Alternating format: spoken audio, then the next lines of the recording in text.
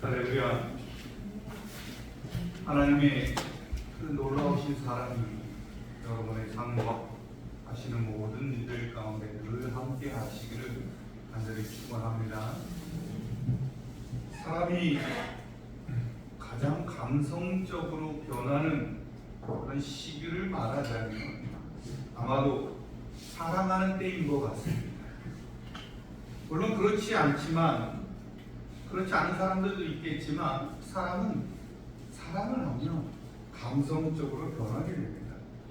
그래서 자신의 사랑을 표현하기 위해서 때론 시인이 되기도 하고, 때론 가수가 되기도 하고, 때론 화가가 되기도 하며, 어떤 때는 소설가가 되기도 합니다.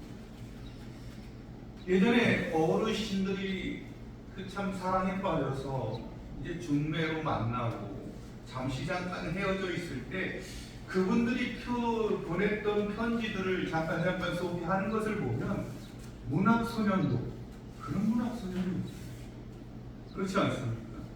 예전에 그 라디오에서 흘러나왔던 편지들을 보면 달 속에 비친 그대의 얼굴, 그대의 눈물 속에 빠지고 싶은 이런 문학적인 표현들이 굉장히 참 많이 있습니다. 이처럼요, 사랑은 많은 이들을 변화시킵니다. 많은 이들을 감성에 섞게 합니다. 그래서 세상의 노래들이 참 사랑에 관한 것들이 많이 있습니다. 아니, 대다수 사랑에 관한 노래죠. 그것이 헤어진 사랑이든 사랑의 아픔이든 아니면 결실을 맺은 사랑. 문학도 그렇고요, 그림도 그렇고요. 모든 부분들이 여러분 사랑에서 기인했다고 봐도 무방할 것입니다. 이처럼 사랑은요, 사람 사이를 굉장히 풍요롭게 해요. 아마도 전쟁의 아픔을 치료할 수 있는 건 사랑이고, 또 전쟁을 그치게 할 수 있는 것도 사랑뿐이라고 생각합니다. 이런 사람들 가운데서 인간 사이에 가장 위대한 사랑을 꼽으라고 한다면 아마도 자녀를 향한 부모의 사랑이라고 말을 할 수가 있을 것입니다. 여러분, 부모의 사랑이 위대한 것은 대가를 바라는 사랑이 아니기 때문입니다. 부모의 사랑은 무조건적인 사랑입니다. 자녀에게 무엇을 얻기 위해서, 바라기 위해서 하는 사랑이 아닙니다. 물론 지금 그것이 많이 변했죠. 요즘엔 대가를 바라는 사람도 많이 있어요. 그러나 이 대다수의 부모가 사실 대가를 바라지는 않는다는 거죠. 거기에 대해서 더하여 부모의 사랑이 위대한 것은 희생의 사랑이기 때문입니다. 부모는 자신의 모든 것을 희생해서라도 자녀가 잘 되기를 바라요. 그래서 예전에 보면 부모들이 논밭을 다 팔아서라도 자녀를 위해서, 자녀의 교육을 위해서 모든 것을 다 헌신하고 정작 자신의 노년은 매우 불행하게 보내는 그런 분들도 많이 있었습니다. 그러나 여러분, 이러한 부모의 사랑이 아무리 위대하다고 할지라도 사실 인간의 사랑은 진정한 사랑의 모형일 뿐입니다. 즉 달과 같습니다. 여러분, 달은 우리가 보기에 밝은 것처럼 보이지만 실상은 달 자체가 빛을 내는 것이 아닙니다. 태양으로부터 오는 빛을 반사해서 밝게 빛나는 것처럼 보일 뿐입니다. 그래서 달은요, 그림자 속에 들어가면 빛을 비추지 못합니다. 한 달이라는 시간 동안에도 달이 빛을 비추지 않는 그런 시간들이 있습니다. 왜냐? 스스로 빛을 내지 못하기 때문입니다. 이처럼 여러분, 인간의 사랑도 그러합니다. 인간의 사랑도 진정한 사랑의 모형일 뿐입니다. 온전한 사랑이 아니라는 거예요. 그 증거가 뭐냐면 부모의 사랑도, 연인 간의 사랑도, 형제의 사랑도, 친구의 우정도 세월 따라, 주변의 환경에 따라 때론 변하기 때문에 부모의 사랑도 많이 변했습니다. 그러면 인간의 사랑은요, 영원하지 못합니다. 불완전해서 사랑이라는 이름 때문에 때로는 상처를 받기도 합니다. 온전한 사랑이라면, 완전한 사랑이라면 여러분 상처가 있을 수 없기 때문에. 그래서 여러분 진정한 사랑이 아닌 모형이기 때문에 모형은 진짜가 올 때에 빛을 잃게 되어 있습니다. 달이 낮에 뜨면 결국 그 빛을 온전히 발할 수 없는 것처럼 진짜 곁에 오면 가짜의 사랑은 스스로 빛을 볼 수가 없다는 것입니다. 그러면 여러분 사랑의 원형, 즉 참 사랑은 어디에서 볼 수 있습니까? 진짜 사랑이 누구에게 있습니까? 여러분이 너무나 잘 아시는 대로 오직 하나님께만 있다는 것입니다. 하나님의 사랑은 변함이 없습니다.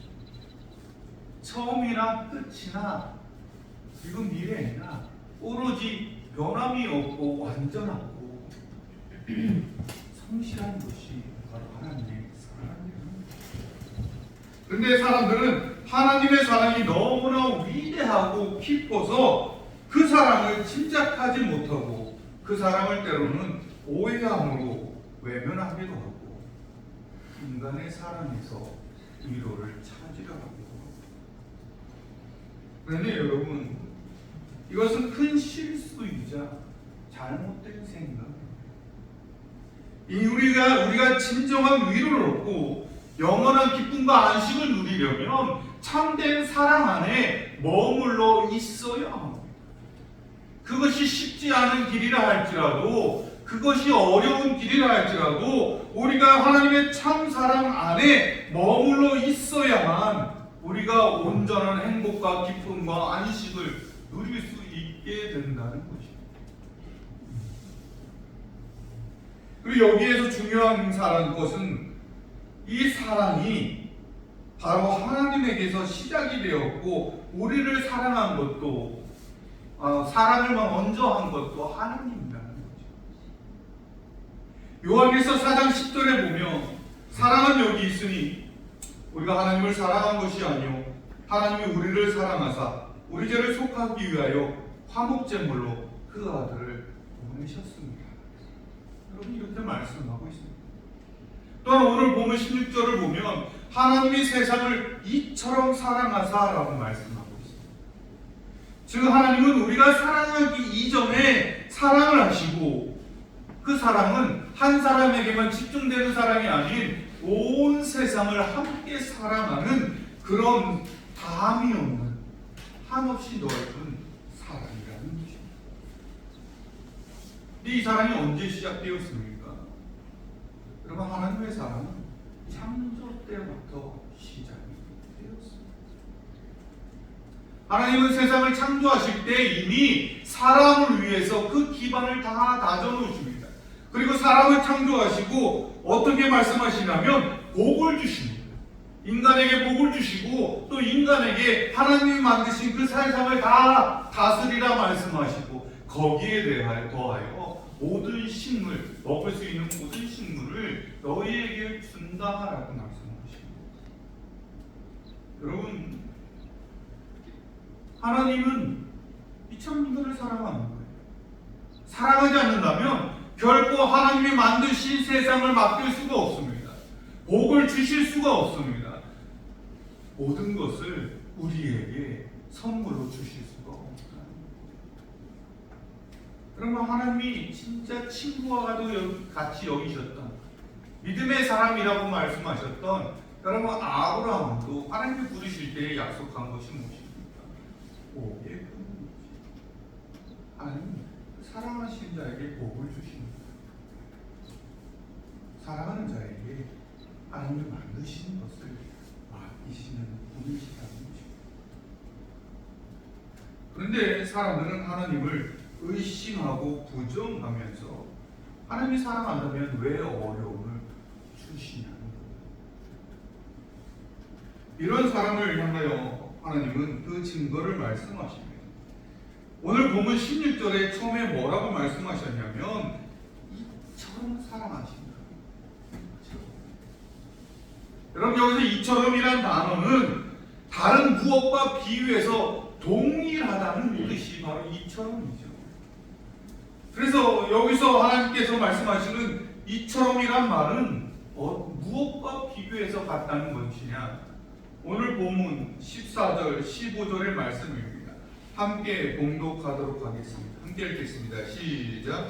모세가 광야에서 뱀을 든 것 같이 인자도 들려야 하리니 이는 그를 믿는 자마다 영생을 얻게 하려 하심이니라. 여러분, 여기서 이처럼은 무엇을 말하냐? 예수님은 하나님의 사랑이 이처럼 우리를 사랑한다는데, 여기서 이처럼 바로 장대 끝에 달린 뱀과 같다는 거죠. 하나님의 사랑은 뱀과 같은 모습으로 뱀처럼 사람을 위해 이 땅에 독생자를 보내주셨다는 거죠. 여러분, 왜 이것이 위대한 사랑입니까? 노뱀이 무엇이기에 하나님의 사랑을 보여주시는 겁니다. 여러분, 이 노뱀의 사건은 바로 출애굽 시대에 일어났죠. 이스라엘 백성이 가나안 입성에 실패하고 광야 생활을 접어들었습니다. 40년 광야 생활을 하는 동안 여러분, 그들은 시시때때로 불평을 해요. 이 노뱀 사건이 일어날 때도 가는 길이 조금 험하다고 그들이 마음에 안 들어하는 거예요. 그러고 불평합니다. 무엇을 불평합니까? 하나님께서 우리를 다 죽이려 한다는 거예요. 괜히 애굽에서 불러서 우리를 다 죽이려 한다는 거예요. 또 하나님이 주신 만나가 더 이상 먹기 싫다는 거예요. 질린다는 거예요. 물린다는 거예요. 고기를 먹고 싶다, 물이 없다. 우리에게 해준 게 뭐냐라고 본격적으로 불평을 합니다. 그때 하나님께서 불뱀들을 그들에게 보내시고, 그로 말미암아 이스라엘 백성들이 죽어나가기 시작을 합니다. 많은 사람이 죽어요. 그때 그들이 회개를 하고 모세에게 외칩니다. 우리를 용서해 주십시오. 잘못했습니다. 우리를 살려주세요. 그때 하나님께서 모세에게 뱀의 형상을 만들어 높은 장대 위에 매달고 그것을 보는 자마다 살려줄 것이다 라고 약속을 합니다. 실제로 그 장대를 바라보는 사람은 즉시 구원을 얻게 되었습니다. 이 사건을 말씀하시면서 예수님은 하나님이 그 뱀과 같은 역할을 위해 이 땅에 자신을 보내주셨다는 거예요. 즉, 뱀을 쳐다보는 모든 사람이 산 것처럼 우리에게 영생을 주시기 위해서 예수 그리스도를 보내주셨다는 거예요. 그런데 그 뱀과 다른 것은 그 뱀은 모형이고 고통이 없고 죽지 않는 것이지만, 그러나 예수 그리스도는 십자가에 매달려 피를 흘리며 고통을 당하며 우리에게 생명을 주신다는 거예요. 이처럼 사랑하신다. 생명, 구원을 위해 모든 것을 주시는 사람이 이처럼 사랑입니다. 근데 여러분, 여기서 우리가 몇 가지 알아야 할 사실이 있습니다. 하나님이 이처럼 우리를 사랑하신다고 해서 모든 게 다 용납되고 다 용서해 주시는 것이 아니라, 불뱀 사건을 통해서 우리가 깨달아야 할 것이 있습니다. 그게 뭐냐? 하나님의 사랑은 징계도 있다는 것입니다. 여러분, 불뱀 사건을 보면 하나님은 이스라엘 백성의 불평에 대해서 그냥 용서하지 않으셨습니다. 아까 말씀드린 대로 불뱀을 보내서 물게 하심으로 많은 사람이 죽게 하셨어요. 여러분, 신앙생활을 하면 종종 잘못된 생각 중에 하나가, 하나님은 무조건적인 용서의 사랑만으로 안다는 거죠. 그렇지 않습니다. 하나님은 잘못을 회개하는 백성들을 사랑하셔서 용서하시지만, 그러나 죄는 결코 용납하지 않으신다는 거죠. 깨닫게 하기 위해서 징계 또한 주시는 분이 하나님이시라는 거죠. 왜냐? 죄는 무서운 전염성을 갖고 있기 때문입니다. 죄는요, 우리가 생각하는 것보다 쉽게 전염되고 빠르게 전염되고 많은 사람들을 전형식입니다. 이스라엘 백성이 한두 번 불평했겠습니까? 한두 사람이 불평했겠습니까? 시작은 한두 사람이었고 한 번이었지만 그것이 점점 퍼져서 불평이라는 죄가 이스라엘 백성들 가운데 가득하게 됩니다. 여러분, 노아의 심판을 한번 생각해 보세요. 하나님께서 언제 심판하셨습니까? 죄악이 이 땅 가운데 관영할 때까지 하나님이 참으신 거예요. 노아의 가족 외에 모든 사람이 다 죄를 질 때까지 하나님은 기다리신 거예요. 이스라엘 백성도 마찬가지입니다. 한두 사람이 불평했다고 해서 하나님이 징계하신 거지 않죠. 참다가 안 되겠다, 채우다라는 그 순간에 하나님이 징계를 하십니다. 마치 부모의 사랑과 같습니다. 여러분, 부모가 자녀가 잘못되는 것을 보면서 호호호하고 용서해줄 부모가 어디 있겠습니까? 잘못된 길을 간다면 틀림없이 그를 징계하고 야단쳐야 해요. 그래야 바른 길로 가지 않겠습니까? 참 조심스러운 이야기지만 요즘 학교폭력과 왕따와 그리고 많은 청소년 범죄들이 사실 일어나는 원인 가운데 하나가 바로 이것에 있지 않나 생각합니다. 다 그냥 괜찮은 거예요. 우리 아들은 잘못이 없다는 거예요. 우리 애들은 잘못이 없다는 거예요. 징계가 없습니다. 부모가 바른 삶을 보여주지 못했기 때문이고 징계가 없기 때문에. 여러분, 징계 없는 삶은요, 사람이 방종하게 만들어요. 징계가 없으면 교만해지게 만들어요. 두려움이 없게 만들어요. 신앙도 마찬가지입니다. 하나님께서 이스라엘 백성을 징계하셨지만 그것은 그들이 미워서도 아니고 하나님에 대한 원망을 참지 못해서 분노로 한 것도 아닙니다. 하나님은 사랑하시기 때문에 하신 것입니다. 이스라엘 백성을 사랑하시지만 어쩔 수 없이 그들을 바른 길로 인도하기 위해서 죄가 더 이상 전염되는 것을 막기 위해서 한 영혼이라도 더 구원하기 위해서 징계를 그들 가운데 내리셨다는 사실입니다. 여러분, 우리도 마찬가지입니다. 우리에게 고난이 있는 것은 하나님께서 우리를 사랑하지 않기 때문이 아니라 우리를 사랑하기 때문에. 그래서 우리가 잘못을 깨닫고 하나님께 회개하며 돌아오기를 원하시고 계시는 거예요. 그래서 히브리서 12장에 보면 하나님이 아들과 같이 너희를 대우하시나니 어찌 아버지가 징계하지 않는 아들이 있으리요. 징계는 다 받는 것이오늘 너희에게 없으면 사생자요 친아들이 아닙니다. 아멘. 하나님의 말씀이 있는 거예요. 그러므로 우리에게 징계가 있으면, 우리에게 고난이 있으면, 우리에게 어려움이 있으면 우리가 하나님의 친자녀 되었다는 증거라는 사실. 그러므로 우리가 고난도 징계도 즐거워할 수 있는 이유는 내가 하나님의 친자녀됨의 증거이기 때문에. 그 징계의 사랑마저도 아멘으로 응답할 수 있는 여러분 되시길 간절히 소망합니다. 두 번째는 용서의 사랑입니다. 여러분, 모세의 불법 사건을 보면 하나님께서 이스라엘 백성을 징계하시기에 불뱀을 보내시고 그대로 바라만 보지는 않으셨습니다. 그들이 회개하였을 때 그 즉시 백성에게 구원 얻을 길을 열어주셨다는 거예요. 여러분, 이 사건뿐만 아니라 성경을 통해서 보면 아무리 잘못된 행동을 하더라도 하나님 앞에 돌아와 회개하고 그 잘못을 고백하면 하나님은 늘 용서해 주셨어요. 한 번도 용서하지 아니한 적이 없다는 사실. 왜냐? 사랑하셔서 징계했기 때문에. 여러분, 사랑하지 않냐고 분노로 화로 다른 사람을 징계했다면 여러분 결코 용서하지 않죠. 결코 받아들이지 않습니다. 그러나 하나님은 사랑하셨기 때문에 용서해 주시는 거예요. 이처럼 하나님은 징계를 하시지만 그 징계를 영원히 내버려 두지 않습니다.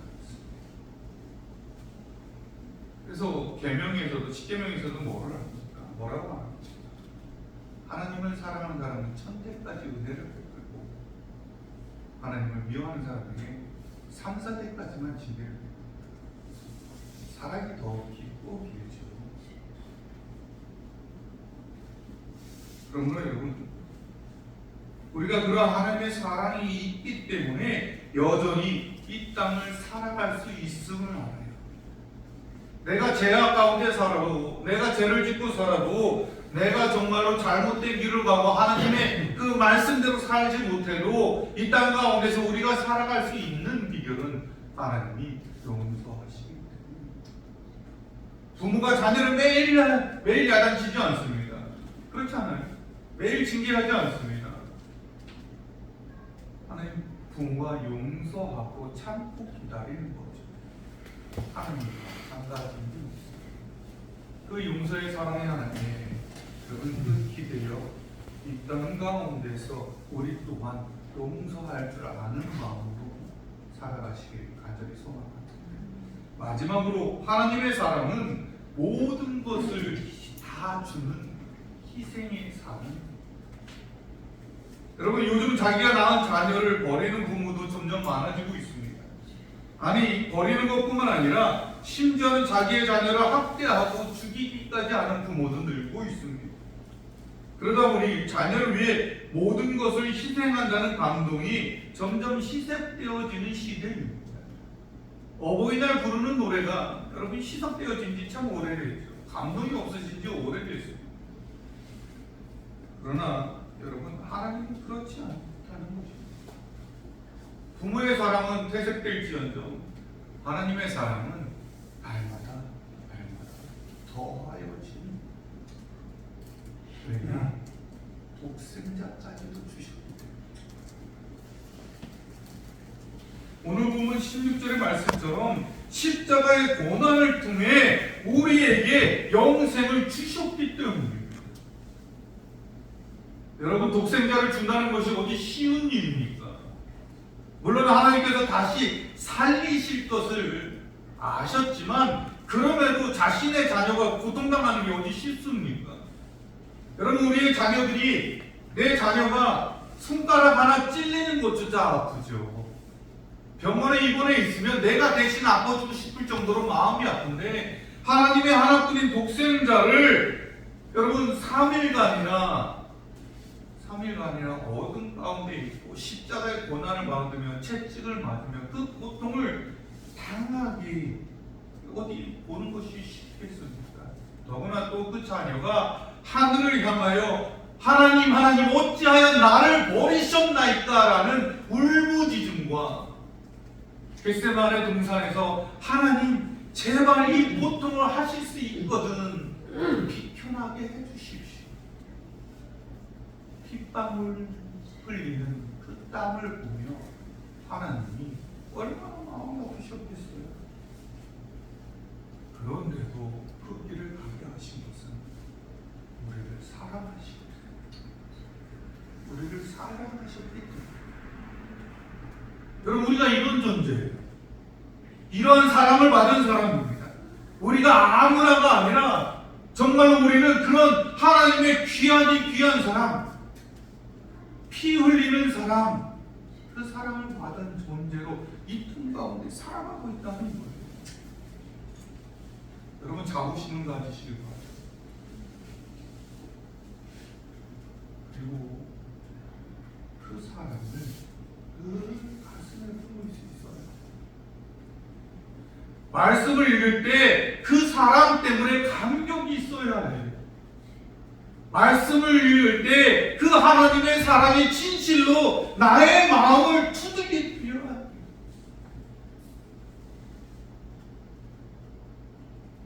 그래야 하나님의 사랑에 응답할 수 있죠. 주님이 내 모든 것을 다 주었지만 너희는 내게 무엇하여 주느냐 물으실 때 주님, 사랑밖에 드릴 게 없습니다. 사랑밖에 드릴 게 없습니다. 주님 사랑합니다. 고백하려면 그 사랑이 나에게 감동이 중요하죠. 그 사랑이 내 마음에 울림을 줘야 돼. 그러므로 그 사람이 내 마음에 감명을 주고 울림을 받으려면 성령을 통해서 내 마음에 그리스도의 사랑이 가득해지고 풍성해지고 마음으로 느껴질 때 가능한 점이 있습니다.